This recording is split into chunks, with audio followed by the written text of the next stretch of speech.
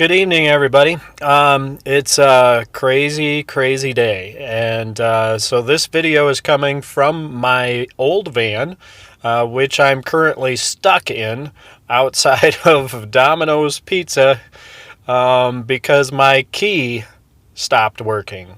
Of all things, my key stopped working. So I'm waiting for a locksmith, and I'm sitting here thinking about how I should be doing a video for you, and so I thought, hey, let's just do one right now. So what I'm thinking about is that, have you ever said to yourself, what else could go wrong? Maybe you've said that this week. Maybe you've learned when you said that you should never ask that question. I've learned that whenever that thought crosses my mind, the answer is always something else could go wrong. And but the problem really isn't that something else goes wrong. The real issue isn't that because something else always goes wrong. There's always something in our life that isn't right. There's always something else that could go not the way that we want. There's always something that doesn't seem like it would ever happen, but it does. I.e., driving to Domino's, getting a pizza, and then not being able to start your car. Not because of a dead battery, but because the key doesn't work. Yeah, it can happen. You just never know. But the thing about it is that when it happens, how do we respond? What do we do next? Do we call on those that can help us? Do we reach out and ask for that help that we need? Or do we just get angry and upset? Do we blame the things that are around us? Do we blame the people that could be there to help us? How do we respond to that? What do we think about God in those situations?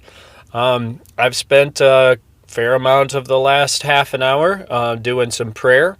I've also called on my beloved wife Dana to not only pick up the pizza so they could eat, but then bring back the pizza so that I could eat, because we've already been through one locksmith who couldn't do this job.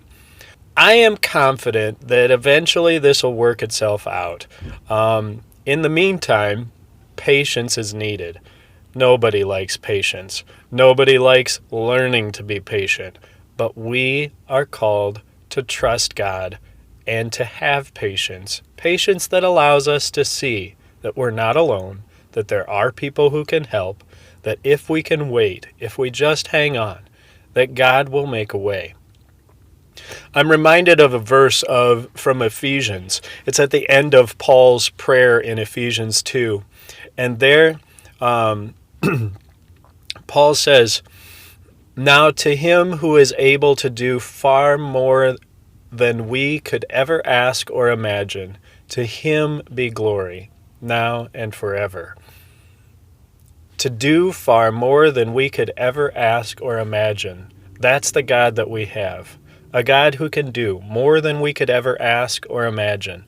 Usually we think about that in terms of we could ask for anything, but the reality is that when we get in situations like this that we could never imagine, we have a God who is able to help.